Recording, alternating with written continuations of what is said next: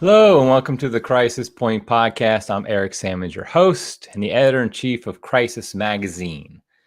Before I get started, I do want to say something I never think to say in these podcasts is that if you want to support the work of Crisis Magazine and what we're doing at crisismagazine.com and here on the Crisis Point podcast, please feel free to donate. You can just go crisismagazine.com/donate and make a regular monthly contribution or a one-time contribution, whatever the case may be. But, we appreciate your donations. We're completely supported by them. And so if you'd like to do that, please do so. This is, I think, our 42nd, podcast. And this is the first time I remember to say that. So maybe make up for those other 41 times and donate a lot this time. Okay, so let's get going here. Today, I'm going to probably get in trouble. Because I'm going to engage in a little bit of speculative theology, I guess you'd call it.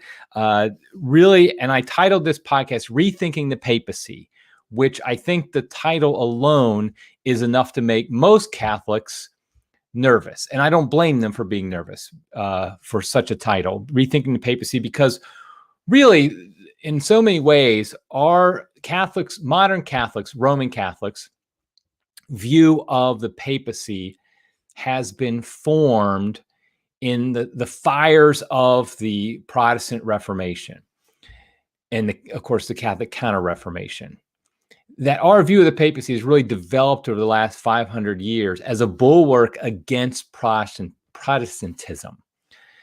We see the papacy as our means by which we can maintain Orthodox doctrine, that we can maintain the church that Jesus Christ has founded. It's like he's our leader in battle against the Protestants.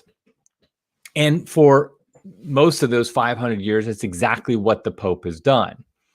However, I think we know that the current status, the current occupant, I should say, of the papal office, and even the occupants, some of the occupants that preceded him, immediately preceded him, have been problematic. Let's just say that. That's my weasel word for being a disaster in some cases. And so what's happened is that Francis has posed a challenge to faithful Catholics. On the one hand, his embrace of the modern world, and I think most would say even modernism in a lot of ways, has led to a lot of Catholics re-embracing the traditions of the Catholic Church. I mean, those of us who go to a traditional Latin Mass, for example, have seen a huge increase over the past few years. And I think a lot of that is in reaction to Pope Francis, that a lot of Catholics are seeing that he is the epitome of this post-Vatican II Catholicism, this post-Vatican II project. And so in reaction, they are seeing that, hey, we want the fullness of the Catholic tradition. We don't want just the last 60 years, but we want the whole 2,000 years. And so they've embraced a more traditional practice of the faith. But at the same time, that has also led, the problems with the Francis pontificate have led a lot of Catholics to rethink, or at least try to figure out, what does this mean for the papacy? And the truth is, it's because our views of the papacy are basically, for more traditional Catholics, are very much set in the early 20th century. And we see statements by popes like Pope Leo XIII, Pope Pius XI, which I think I'll get into here a little bit later, that talk about the fact that we have to follow the Pope in everything, that we have to even just agree with his opinions, that we have no real right to disagree even with the opinions of the Pope. Well, now we have a problem. Now we have a dichotomy here. We have people wanting to embrace a more traditional aspect of the faith because of Francis. But because of Francis, they're seeing problems with some of this papal theology of the papacy, that evolved over the centuries, particularly in the last 150 years or so, maybe 200 years. And so I think what's happened is we've fallen into, I would say, 5 options that have 5 responses to the Francis pontificate, I think, have arisen because of the problematic things that Francis says and does. And basically, I will let me break them down for you The first one, the first option is what I would call the nuclear option. It's deny the Catholic Church is the true Church of Christ. This is okay because of Francis and maybe JP2 or Paul or even Benedict. I'm just going to give up on the whole project. I'm just going to give up on Catholicism. I'm either going to go to Eastern Orthodoxy or Protestantism or just leave the faith completely and become an atheist. And so this is what I would say is like the nuclear option. This is basically we're having a problem with Francis. Francis is saying things that directly contradict previous popes and teachings of the church at times. So what do? We just deny it's possible. So if the pope is saying something that contradicts previous teaching, then the whole thing falls apart. It's a house of cards. And I wrote an article about this at Crisis a while back. Obviously, this is not a good option, but that's kind of the first reaction somebody could have. The second one is sedevacantism, which is deny a bad pope is the pope. So if we have a bad pope, we would just deny that he's the pope. We'd say, no, he's not a valid pope for whatever reason. Maybe it's because his election wasn't valid. Maybe it's because the previous pope didn't properly resign his office. Maybe it's because there hasn't been a valid pope since the 50s. Maybe it's because by the very fact of him saying something that we believe is heretical, therefore he loses the office automatically. Lots of different ways you can come to this conclusion. But this is another reaction, which is deny a bad pope as a pope. Now, I'm not going to get into addressing this one here. There's been lots of ink spilled, or I guess pixels created to respond to this. I think it's a spiritually, ecclesiastically ecclesiastical dead end, to be honest. So I'm not going to get into it right now, but that is something some Catholics are doing. The third option is we deny that a bad pope is bad. And this is the pope-splaining option that, oh no, he's not really contradicting previous teachings. He's not really saying these things. It's a bad interpretation. It's a bad translation. I mean, it's just something that he didn't really mean it like this. Oh, you have to understand he's Argentinian, or I don't know, from Argentina, or whatever the case may be. So this is the pope-splaining explanation. I think this one's just irrationally, this one is rationally inconsistent. It's irrational. The fact of the matter is that Pope Francis has said things and done things that contradict previous popes, just period, and contradict church teaching at times. And so therefore, the pope-splaining option isn't an option. Fourth option is deny a bad pope as a pope, but this time we look at him as this is a divine, what I call the divine oracle theory, that basically what we do is we say, well, he's the pope. He can change things if he wants. Yeah, sure, he says this, and that contradicts the past. He says the death penalty is bad and it used to be good. Well, the pope can do that. And so he's not a bad pope, because ultimately a pope can't be bad under this theory. And you'll see this with some liberal Catholics today are doing this, but honestly, they're just doing it for Francis. And if the next pope is more conservative, they'll abandon that. So that's another option. That one's obviously stupid as well, because the church has never said that the pope is a divine oracle, that he can never be wrong and things like that. The fifth option is the one I want to explore. This is the one that I think is possible, the most possible, which is we deny that the accepted theology is the official teaching of the church. What I mean by that is the accepted theology of the papacy. And by accepted, I mean something very specific here. That is, and Thomas Pink actually wrote about this, has written about this before, and I think what he says about this is a very good point.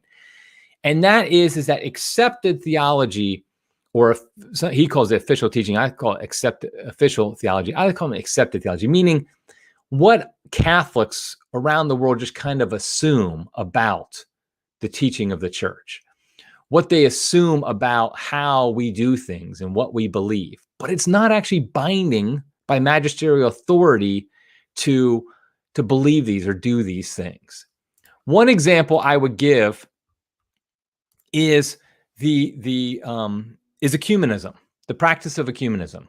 Now, I've written a book about this, Deadly Indifference. Get it at your local bookstore. Actually, probably won't be at your local bookstore because there are no local bookstores anymore. So buy it, not at Amazon, but at sophiainstitute.com or my website. But the point is ecumenism, this is something that is completely accepted. It's an accepted theology among Catholics today that we should engage in theology, we should engage in ecumenism, we should practice it, and we should interact with Protestants and others in a certain manner. But if you look at the history, you know that this is just started in the 1960s. Before that, ecumenism was condemned by the Catholic Church. And so it's not possible for both to be completely true. What it is this is more of an accepted theology, the way we look at things, ecumenism is, but it's not something binding on a Catholic. So, for example, a Catholic does not have to be ecumenical with his Protestant neighbor. He doesn't have to say, oh, let's find out how we share and things. He can say, listen, you're in danger of going to hell. You need to convert to Catholicism because the Catholic Church is the one church founded by Jesus Christ, and your church is a bunch of heretics. He can say that if he wants to. He can believe that if he wants to. He should believe that. But the point is that that's not acceptable. That's not the accepted theology of the church today. But it's not something binding on Catholics. Another thing that's kind of accepted, another example of accepted, which is a little more closer to our point here, is like how bishops interact with the Pope and how they treat the Pope. I mean, I just saw where Cardinal Gregory, I think it was, in Washington, D.C., was talking about how he's so upset about the division in the church in America, like he hasn't caused a lot of it. And he's upset because, he just wants to promote and practice Pope Francis's ministry. He wants to further Pope Francis' ministry, as if the job of a bishop is to promote and further the ministry of the current Pope. That's accepted by most Catholics today. When I worked for a diocese, the bishop there, he very much saw himself as a person who should be preaching the gospel, so to speak, of the current pontiff. I think most bishops think of it like that. They wouldn't say it that explicitly because they know that sounds bad, but essentially they see their role as furthering the ministry of the Pope, of the current Pope. And that's all they're supposed to do. And that's an accepted theology. But the fact of the matter is that accepted theology is not binding magisterial teaching. And so it is possible for us to question it and to rethink it. And that's what I'm talking about here with the aspect of the papacy. I am not, just want to make sure I'm very clear about this, 12 minutes in, I want to make sure everybody knows, I'm not rejecting the papacy. And I don't think anybody else should either. I think, in fact, everybody should embrace the idea of the office of the papacy in the true Church of Jesus Christ.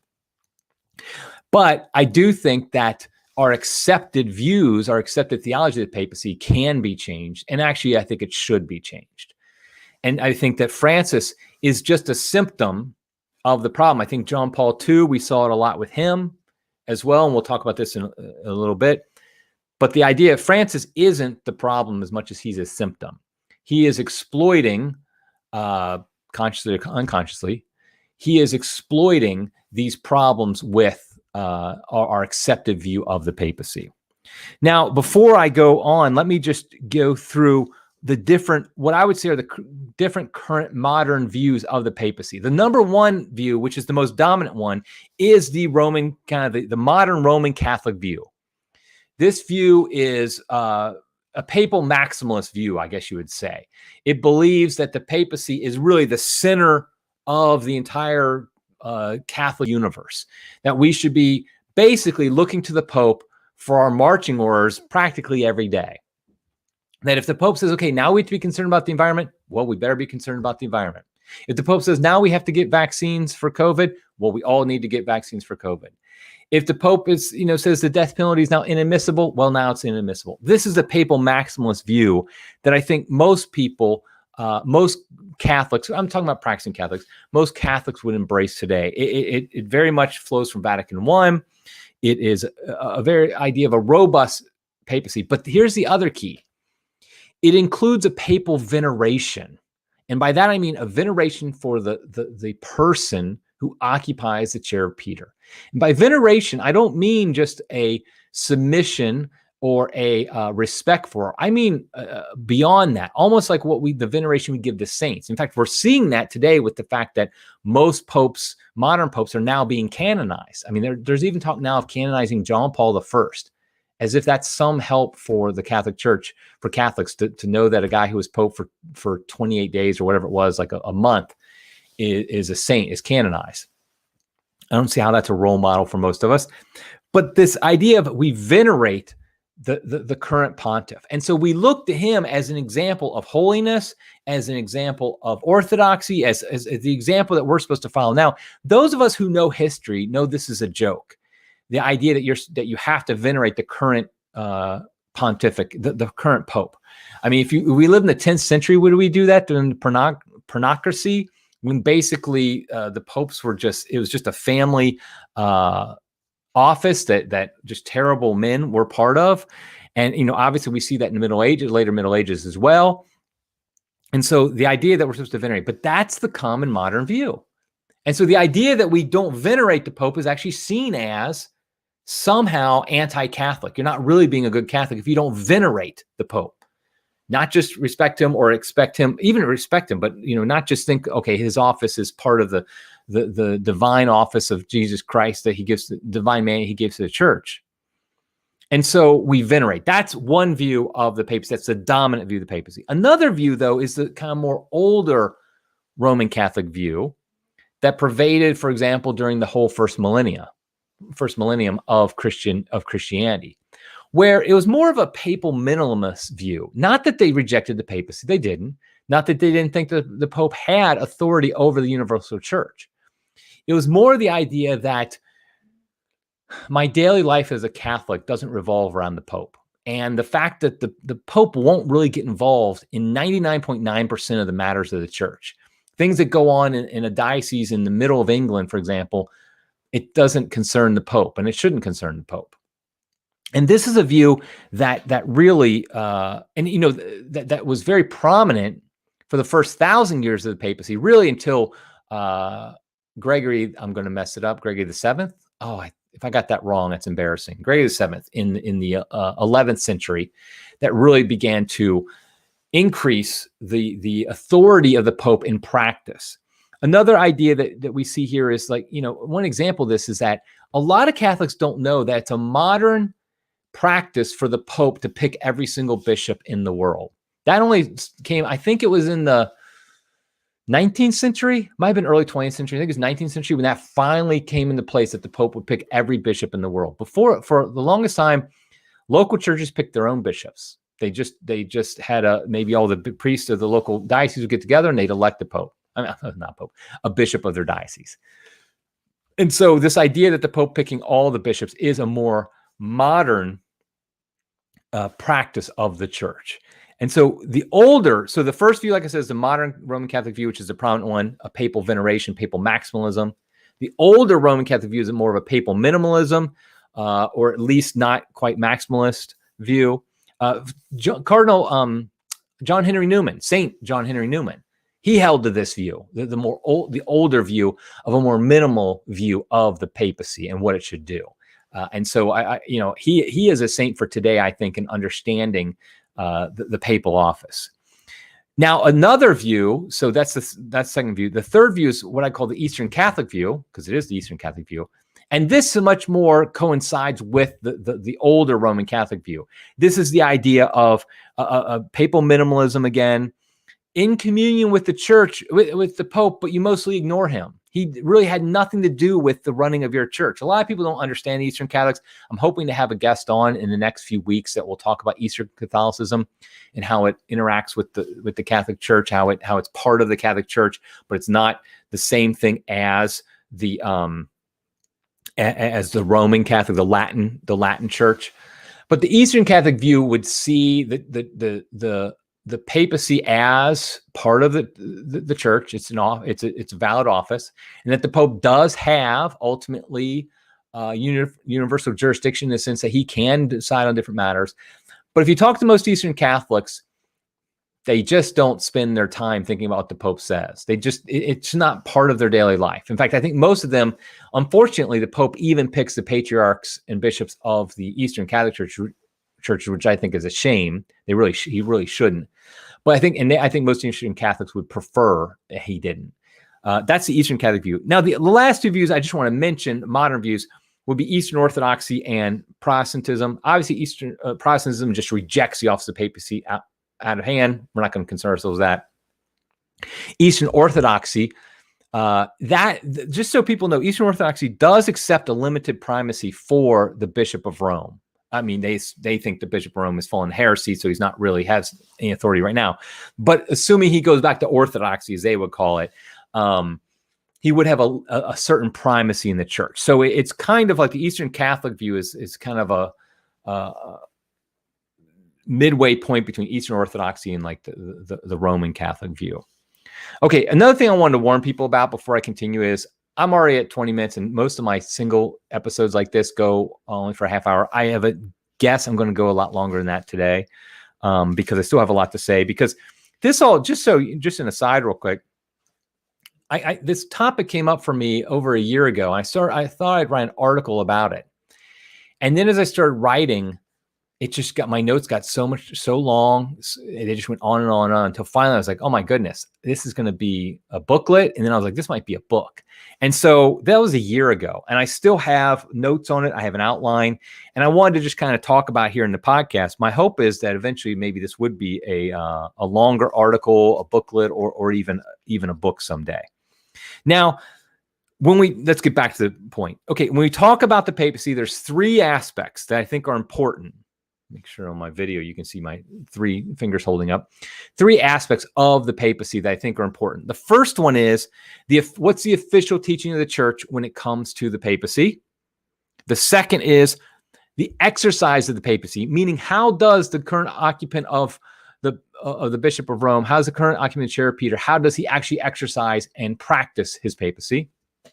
And the third is, what is the Catholic attitude towards the Pope? What does the average Catholic think of when he thinks of the Pope, of the papacy? How does he treat the papal office? Those are the 3 aspects that I want to look at, and I want to rethink each of the 3.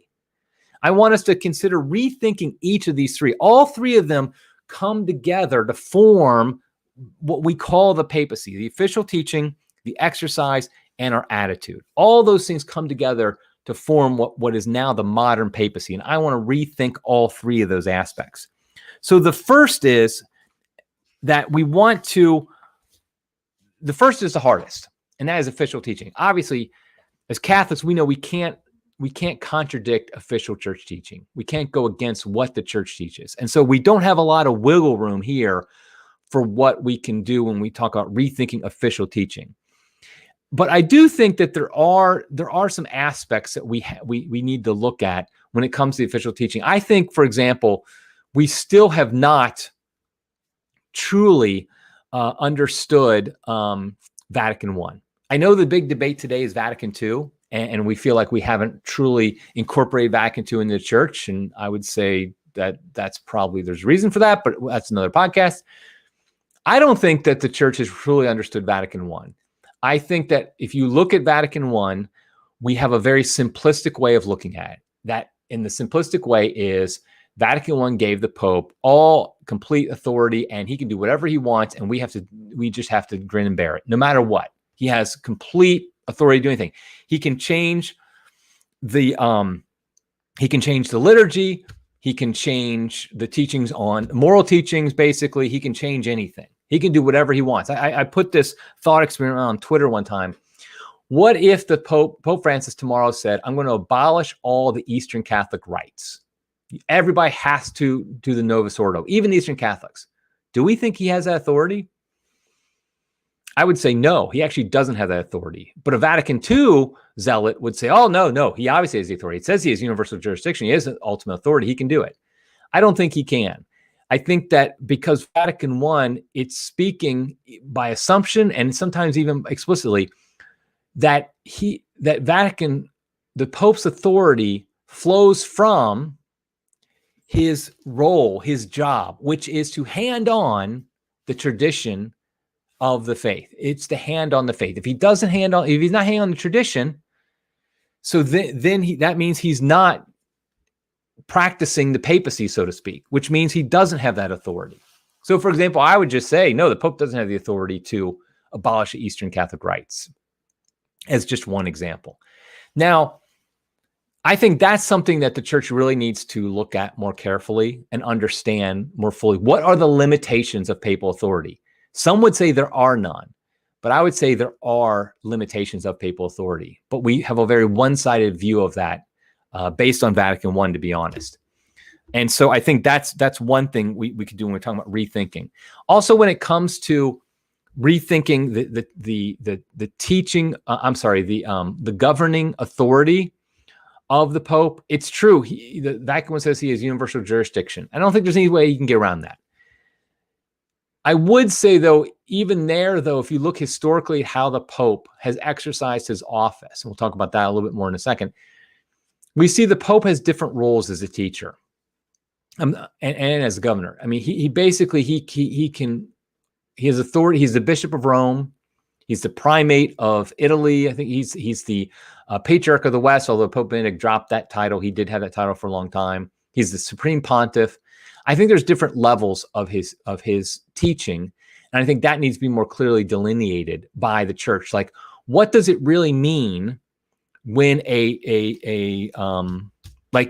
when he releases an encyclical? What does it really mean? Another, like, one example is in the Code of Canon Law. It says that when it talks about, do I have this saved? I thought I saved this somewhere. Maybe I do not. Okay, let me look it up here real quick. In the Code of Canon Law, it talks about papal infallibility. And one of the things it says, and I apologize, I thought I had this right in front of me, but obviously I don't. It basically talks about infallible teaching, and it says that any infallible teaching is clear. It's clear to the faithful that it is infallible. Right there, there's a limitation of what's infallible. If the faithful don't think it's an infallible teaching just because it hasn't been made clear it is, then it's not infallible. So there's a limitation, so to speak, of the papal teaching office. Now, when we talk about also the papal teaching office, I know here. I did have it written down. Sorry about that, guys and gals. It's Code of Canon Law 749. So let me look that up. I thought I had bookmarked, but obviously I didn't. But I do have it written down. 749, number 3. And what it states is, it's talking about papal infallibility. It says, no doctrine is understood to be infallibly defined unless it is clearly established as such. Because there's a lot of debate on what are infallible teachings. A lot of people would say, oh, yes, obviously the teaching on the Assumption and the Immaculate Conception, they're both infallible. But for example, what about the Pope's teaching on the immorality of birth control, Humanae Vitae, or the Pope John Paul II talking about priesthood reserved to males only? I think both those things are infallible, but were they infallibly defined by the Pope there, or were they already infallible? I'd say they were infallible. But the point is that there's some limits to infallibility. But really, it's the non-infallible teachings that we have to really rethink what our attitude is supposed to be towards these non-infallible teachings. So, for example, in the late 19th century, early 20th century, we have popes like Pope Leo the 13th, Pope Pius the 11th, who were saying things like, here's Leo the 13th. If in the difficult times of which our lot is cast, Catholics will give ear to us meaning the Pope, as it behooves them to do, they will readily see what are the duties of each one in matters of opinion as well as action. As regards opinion, whatever the Roman pontiffs have hitherto taught and shall thereafter teach, must be held with a firm grasp of mind, and so as often as occasion requires, must be openly professed. There's Pope Leo XIII basically saying, if it's a Pope's opinion, you have to follow it. Pius XI in the 1930s said something very similar, and it said, that basically it's not just, even that they must obey only those matters in which she has decreed by solemn definition, as though her other decisions might be presumed to be false or putting forward insufficient motive for truth and honesty. Quite to the contrary, a characteristic of all true followers of Christ, lettered or unlettered, is to suffer themselves to be guided and led in all things that touch upon faith or morals by the Holy Church of God through its supreme pastor, the Roman Pontiff, who is himself guided by Jesus Christ our Lord. If you read that, read those quotes, it sounds very much like we're supposed to follow the Pope on everything he says. On faith and morals, it does say that. But it basically that we're supposed to just follow that. And then this view of that this is a modern view. This was not what was held in the Middle Ages. This is not what was held in the first millennium. This is a more modern view that we're supposed to hold to everything that the church, that the pontiff says. And this was culminated at Vatican II. Let me pull this up. At Vatican II, Lumen Gentium 25, it states, religious submission of mind and will must be shown in a special way to the authentic magisterium of the Roman pontiff, even when he is not speaking ex cathedra.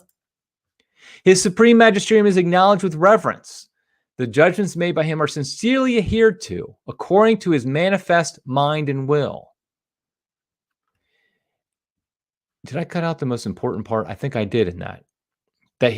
That basically the submission, oh boy, I botched that quote. I had it up here, and I think I missed the most important part, which is where basically Lumen Gentium says that we must follow. Here, let me get my notes. Boy, this is, here we go. Okay. The religious submission of mind and will. Yeah, there we go. The religious submission of mind and will must be shown in a special way to authentic magisterium of the Roman pontiff, even when he's not speaking ex cathedra. His supreme magisterium is acknowledged with reverence. The judgments made by him are sincerely adhered to, according to his manifest mind and will. Okay, first let's go that. Religious submission of mind and will. This has been, this phrase here, this passage from Vatican II has been the hammer that has been used to beat on anybody who dares oppose anything Pope Francis says. It's Lumen Gentium 25. We're supposed to give religious submission of mind and will, even when he's not speaking ex cathedra. But there are some qualifications here. It says the authentic magisterium of the Roman pontiff. First of all, what is that? It also says, when he's saying something according to his manifest mind and will, and it later defines and says his mind and will in the matter may be known either from the character of the documents, from his frequent repetition of the same doctrine, or from his manner of speaking. And so the idea is that we're supposed to give religious submission of mind and will to the authentic magisterium of the Roman pontiff. I think, honestly, this is what we have to rethink. This passage from Lumen Gentium 25, I think, has to be really examined and rethought. Because what has happened is the way it is currently written, it has created a loophole a truck could drive through that has led to people saying that we have to get the COVID vaccine because the Pope wants us to. I mean, I've seen that explicitly, that people think you're not giving your religious submission of mind and will to the authentic magisterium of the Roman pontiff if you don't get the COVID vaccine, which is ridiculous. Now, some people could say, well, it's just a bad interpretation of Vatican II. Okay, possibly. The point is that we need to make this clear. The church needs to make this clear that we are not mindless robots that just have to follow anything and everything a pope thinks or says on a plane or wherever. But we are to be Catholic, and that means it's a more totality than just we follow the Pope in everything we do. Okay, so that is kind of some just thoughts on how we rethink the papacy, the official teaching. Now, again, not a lot of wiggle room there, but I do think we need to have theologians and others to really look at Vatican I again, look at Lumen Gentium 25 again, and come to a better understanding of what those things mean that don't just end up being, okay, whatever the Pope says, we just have to follow no matter what, because we know that's a disaster. That's a disaster. That's what's happening now. Now, we also need to, I think we should rethink the exercise of the papacy, meaning how the papacy, almost knocked my camera down. Hopefully it'll stay up. How the papacy is practiced. Now, this is one that obviously we need a good Pope to do. A bad Pope is not going to do this because they're just going to want to have power and do whatever they want. But this is something I do think harkens back. We look at the tradition of the church. We see that popes have not always exercised the office like they do today. In fact, the vast majority of popes have not exercised the office of the papacy like modern popes do. This is a very modern way of exercising the papacy, to have total control of everything. I already mentioned the point about bishops being appointed, every bishop in the world being appointed by the Pope. That's a modern practice. It doesn't have to happen. And I would argue it shouldn't happen, that we should not have a situation where the Pope picks every bishop. Because I know what especially Americans are thinking. Oh, we're going to get even worse bishops. If you have like the priests in Chicago, for example, pick their own bishop, oh my gosh, what is that? Or you let lay people get involved, whatever. I think, though, we should be more realize that I think we could have some good, a lot better bishops than crop of bishops we currently have if local churches were allowed to pick them. Or even if it was done on a national level, I think it would be better. Because I think you could have a lot of people involved, that it's not such a bureaucratic process that has a very cookie cutter way of looking at what a good bishop should be. You might have somebody, a diocese in Texas, for example, have a very different idea what a good bishop is than a diocese in England, just as an example. And if you look at how the exercise of the papacy, there's other ways it could happen. For example, I think a pope could make it very clear. He could delineate what he means when he's teaching, what level of authority he intends to have in this. He could say things like, "Oh, this is my opinion. This is what I think should be done." Pope Benedict, when he wrote the Jesus in Nazareth series, he said this in there explicitly. This is not an exercise of the papal office. I think that's a good thing for popes to do. Instead of being like, "Hey, look to me for your opinion on everything," they could say, "Listen, this is just my opinion." Honestly, one great way a good pope exercises his papacy is to stop talking so much. He doesn't have to give his opinion on everything like he's a world leader, a thought leader or an influencer on Instagram or something like that. He doesn't have to give his opinion on every single thought. That's what causes this problem of Catholics looking to the Pope. What am I supposed to think about everything? Which is not a Catholic way of looking at things. Pope Gregory the Great, he actually had a very different understanding of how the papacy was exercised than popes do today.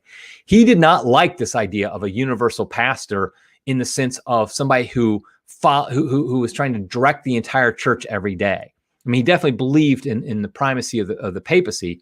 But if you look at his writings, in fact, he rejected the term ecumenical patriarch because he didn't think anybody was over the entire world. Ecumenical meaning the universal church. And he very much saw his role, his day-to-day role was mostly as Bishop of Rome and primate of Italy, that area, and basically the West. He did not see himself as, okay, I'm going to insert myself into all the debates over in the East or something like that. I think that's something I think modern popes, it'd be very good if they did that today. Now, but again, here's an issue of where it's going to take a good pope to basically be an example for this. Okay, so that's the exercise of papacy, I think we have to rethink it. The final way I think we need to rethink the papacy, and here's something we can actually do. I'm getting to the point where us lay Catholics can actually do something about this. I think we have to change our attitude towards the papacy, towards the Pope. I know a lot of people have done this just by force because of the way Francis has been acting. But I do think that we need to change our attitude towards the Pope. I think the number one thing we have to do is to drop the cult of personality. This is something, let's be honest, this is something conservative Catholics were the most guilty of. I will put my hand up as the first among those under John Paul II. I actually had it more under Benedict XVI, to be honest.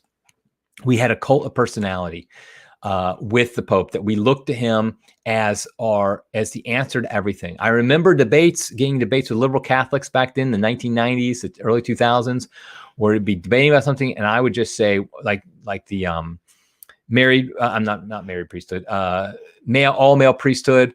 I would say, well, the Pope said there's no male priest, so therefore there's no male priest, and that was my argument. That's a terrible apologetical argument. The reason the Pope said there are no male priests is because the church has always taught there are only male priests, is because the church has always taught that. It's not the other way around. The church doesn't teach it because the Pope said it. The Pope said it because the church teaches it. That's the case for all church teaching. It's not the church teaching because the Pope said it. The Pope says it because it's church teaching. That's our cult of personality we've gathered, though, where all of a sudden we want the Pope to be our final and our only line of defense against attacks against the church. We have to drop that cult of personality.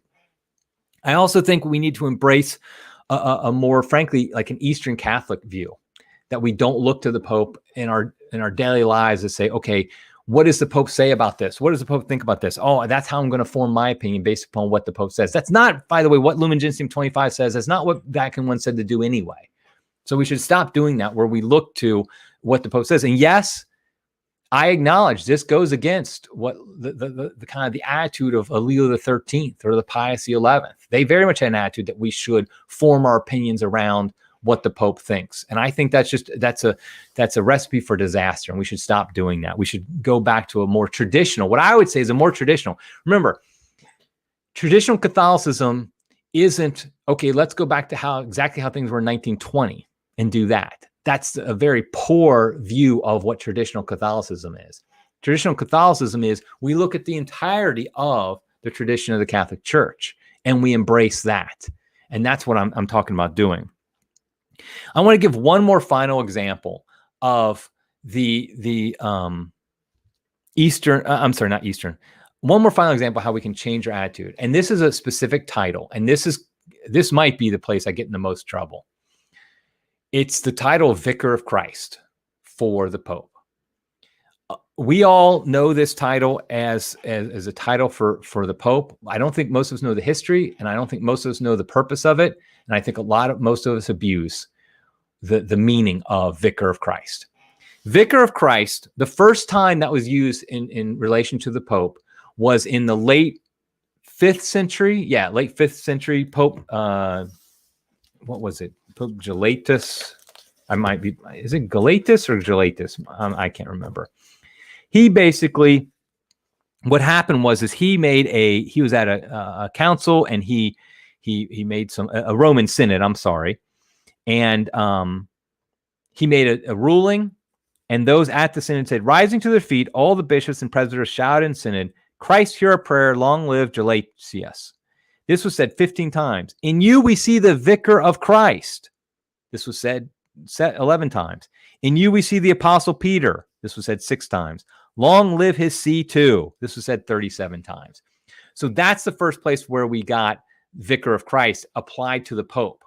The fact is that the title Vicar of Christ was actually applied to bishops in general, individually, I should say, and also to emperors and kings. They were seen as vicars of Christ, meaning they were representing Christ to the people. A bishop could be a vicar of Christ, an emperor or a king could be a vicar of Christ. The Pope was known as the Vicar of Peter because he was seen as a representative. And that's what vicar is, a representative of Peter. However, in the early 13th century, Pope Innocent III, he decided that he wanted Vicar of Christ to be exclusive to the Pope, and also that he wanted to drop Vicar of Peter. He's like, no, the Pope is the Vicar of Christ. And there's a lot of reasons for this, a lot of political reasons, things like that. But the point is that Vicar of Christ is not a title that was used for the Pope in the first millennium. And it wasn't even until the 13th century it was really exclusively applied to the Pope. It was applied. In fact, Vatican II calls bishops vicars of Christ at one point. And although I'm not a huge fan of Vatican II, it was right to do so. That is a title they've been given. So the meaning, though, behind even the term Vicar of Christ, it was meant to be the idea of there are 2 heads of the church, so to speak. There's only one head of the church. There's the invisible head and the visible head. The invisible head is Jesus Christ. The head on earth, the visible head, is the Pope. Now, he's not a second head of the body. Instead, he is a representative of the invisible head, Jesus Christ. He is a vicar of Jesus Christ. And this was seen in his governing role, that he was to be the Vicar of Christ, meaning he's representing to the people the kingship of Jesus Christ, so to speak. That's how he was a Vicar of Christ. And so it really wasn't seen as something like he's representing in his person Jesus Christ, or he's acting like Jesus Christ, or look at him as a model of Jesus Christ. Instead, he simply is Christ who is in heaven, ascended into heaven at the right hand of the Father. He rules the church, obviously, from heaven in an invisible fashion. And his visible vicar, his visible representative is the Pope. But what's happened is that the application of that has gotten so much worse I say worse, but so much more expansive, which I think is worse, is probably a more accurate way to put this. And if you notice, what happened is it's become, for example, that he's impeccable, basically. I know Catholics will deny they think that, but in practice, that's exactly what they do. They say, well, would the Vicar of Christ do something like that? The Vicar of Christ can't do that. He's the Vicar of Christ. He wouldn't do that. He wouldn't lead you astray. The Vicar of Christ says you need to do this, so you need to do it. It's become a title that basically means he is Jesus Christ. And so if he says it, or if he does it, or if he thinks it, or if he suggests it, it's like Jesus Christ did. I think some of the foundation for that, you see this in the Middle Ages, starting like St. Catherine of Siena. I love St. Catherine of Siena. And obviously she challenged the Pope, but she would call him sweet Christ on earth. And I'm sure as a saint, she had a very proper attitude. Obviously, she challenged him. So even though she called him sweet Christ on earth, she was willing to challenge him and tell him he was wrong, which she would never do to Jesus Christ himself. But what's happened is that's evolved, developed in a bad way, that we look at him like we can't ever challenge the Pope. We can't ever, resist him to the face, as St. Paul would say. And so I would argue that one way, one practical way we can rethink the papacy is to really relook at this title of Vicar of Christ. Maybe we should go back to call him Vicar of Peter. Maybe it's not like Vicar of Christ, that title is some infallible doctrine of the church that we have to always use or something like that. That's not how it works. Maybe we should just go back and call him Vicar of Peter instead of Vicar of Christ. Or if we do call him Vicar of Christ, we understand the limited application of that. It does not mean his every thought is Christ. It does not mean his every opinion is Christ or anything like that. It simply means that he can, that he governs visibly for Jesus Christ, who is the true head, invisibly in heaven. Okay, so yeah, this is a good question, but I can't answer it here. Somebody said, can you talk of the consequences of the Pope and how Eastern Orthodoxy is fair without a universal leader, or a leader without universal jurisdiction? I do think that is further beyond what I can talk about here, but here's what we're going to do, though. Our next episode of Crisis Point, actually, I'm going to have a guest on. We're going to talk about Eastern Orthodoxy and why Catholics should not become Eastern Orthodox in this crisis. We have a crisis in the Catholic Church, and Eastern Orthodoxy can look attractive to Catholics. We're going to talk about in our next podcast why we don't think that is actually a good option. Okay, I am super long today. I'm at about 47 minutes or so. So let me just give some conclusions here. Like I said, I'm probably getting in trouble with this one. Basically, what I'm calling for is a rethinking of the papacy, not a rejection of the papacy. A rethinking of how Catholics understand the role of the Pope in the life of the church, the daily life of Catholics, but also in the running of the church, how things are done in the Catholic Church. I think we have a hyper-papalism in the church today, a papal maximalism that is very unhealthy, where our entire world revolves around, our entire religious world revolves around one man. And I think that's unhealthy. And I think it contradicts how Catholics practice their faith for 1900 years. I think instead we should have a more minimalistic view of the papacy, not rejecting it. We still keep the papacy. It's still necessary to have a papacy. But what we do is we have a more minimalistic view of the papacy, where we don't look to him for every thought. Like if the Pope says something crazy, it just doesn't even bother us. We're like, whatever. That's his opinion. And only when he's teaching as the Supreme Pontiff that we say, okay, now we have to listen to everything he said, to listen to what he's saying and how that is guiding the church. So that's basically my conclusion of what I'm coming to. And like I said, I've been working on this for a while. I'm still writing notes. I'm kind of thinking this out loud. Some of this is honestly thinking out loud, but hopefully together what we can do is come to a better understanding of the papacy, so that we can address the challenges in the modern world and be, frankly, better Catholics and have a more robust church that's not racked by scandal because the Pope said something crazy on a plane. Okay, well, that's it. I'm going to wrap it up here. Until next time, everybody, God love you.